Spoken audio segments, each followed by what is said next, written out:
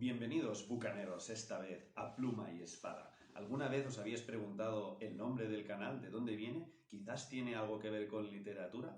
La respuesta es no, pero hoy fingiremos que sí. Hace poco me leí la novela La Isla del Tesoro y la disfruté especialmente mucho, mucho más de lo que realmente me esperaba. Y aunque mi canal no tiene nada que ver con críticas de literatura ni de nada parecido a eso, hoy, en este vídeo, me apetece mucho explicaros las 7 razones por las cuales yo he disfrutado de este libro y que quizás a vosotros os convencerán para leerlo.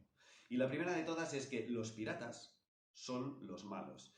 Me encantan las historias de pirata, me encanta disfrazarme de pirata, me encantan los videojuegos de pirata, las películas que están relacionadas con el mundo de los piratas en el siglo de oro de los piratas que les llaman, en el Caribe. Sin embargo, en todas ellas es verdad que siempre los buenos son los que en el mundo real son los malos. Tenemos como protagonistas a personas que en realidad son ladrones, asesinos, violadores, son personas perversas y en este libro lo retratan muy bien. Realmente el protagonista, que se llama Jim Hawkins, es un adolescente que se acaba desgraciadamente rodeado de piratas y no los ve como algo bueno, algo en lo que parecerse, sino todo lo contrario. Son personas que son absolutamente bellacas. Son malditos monstruos. Son capaces de vender a su propia madre simplemente por una botella de ron. Incluso no tienen ningún tipo de compañerismo y eso le deja en shock ver cómo son capaces de matarse entre ellos por cualquier chuminada. En fin, el segundo punto es que el mundo náutico está muy bien documentado. El motivo es porque el autor, Robert Louis Stevenson, fue un señor que de niño creció con unos padres que trabajaban arreglando faros. Entonces siempre estuvo rodeado del mundo marino. Conocía muy bien a la hora de relatar esta novela, conocía muy bien cómo era viajar en barco, que él también lo había hecho, por cierto. Y a lo largo de todo el libro tiene muchos detalles que si tienes un poco de paciencia y los buscas en el diccionario o en internet, en Google, entiendes muy bien cada sala del barco en el que están, cada pieza y bueno, si sientes un poco de curiosidad por el mundo náutico, la verdad es que amplía ese conocimiento y se agradece, porque además lo hace de una forma muy, muy dinámica.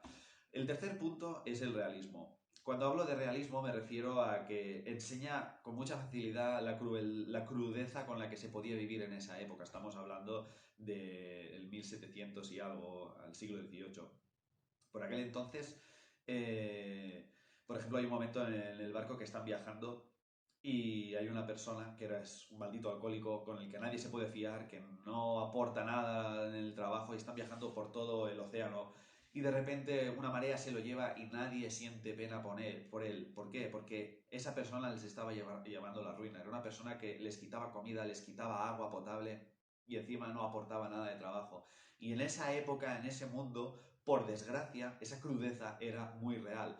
Y además también tiene momentos en que el protagonista, que es un joven adolescente, no sea, a pesar de que intenta ser valiente, no es tan valiente como en la mayoría de historias de fantasía, no. De hecho, hay un momento que asesinan delante de él a una persona y él se desmaya. Pone, por desgracia, su vida en peligro y en otra novela el chico simplemente hubiera hecho ¡oh! Y luego hubiera seguido la historia tal cual como si no hubiera pasado nada. No, no. Ahí cada vez que veo a una persona morir delante de él le impacta. El cuarto punto es que es una novela breve pero intensa, como podéis ver por vosotros mismos.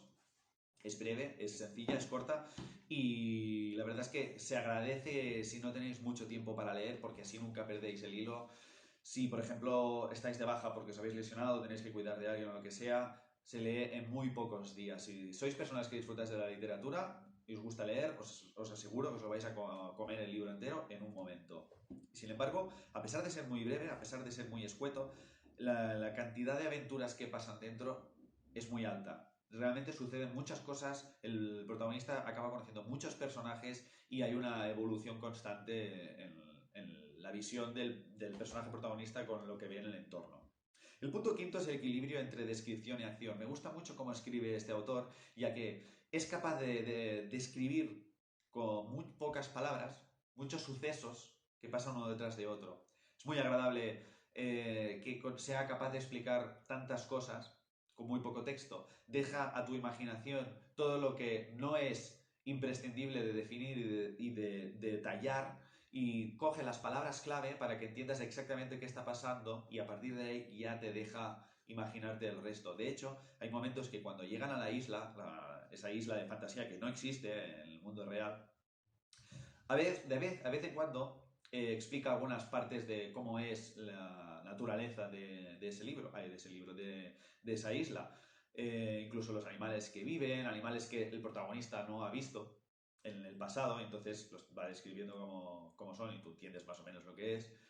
Pero no se excede para nada, no es como J.R.R. Tolkien, que está muy bien, pero quizás para describir un mundo se pasa páginas y páginas y párrafos.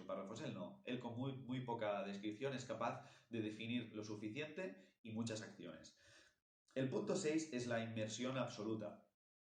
Me gusta mucho cómo escribe también porque eres capaz de imaginarte las caras de los personajes, te imaginas los sentimientos y eso hace que te sientas absolutamente que estás viviendo la experiencia. Quizás es porque está escrito en primera persona, una forma que me gusta mucho de narrar y de leer narrativas, porque estás viviendo las cosas desde el ojo del protagonista, desde los pensamientos del protagonista y eso siempre ayuda. Pero a pesar de ello, no es lo único.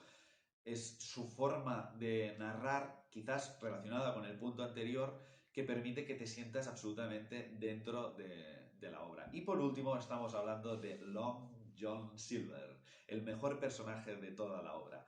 Gracias a Long John Silver tenemos hoy en día la imagen de cómo son la mayoría de historias de piratas. Es el típico personaje valiente que le falta una pata, que lleva un loro.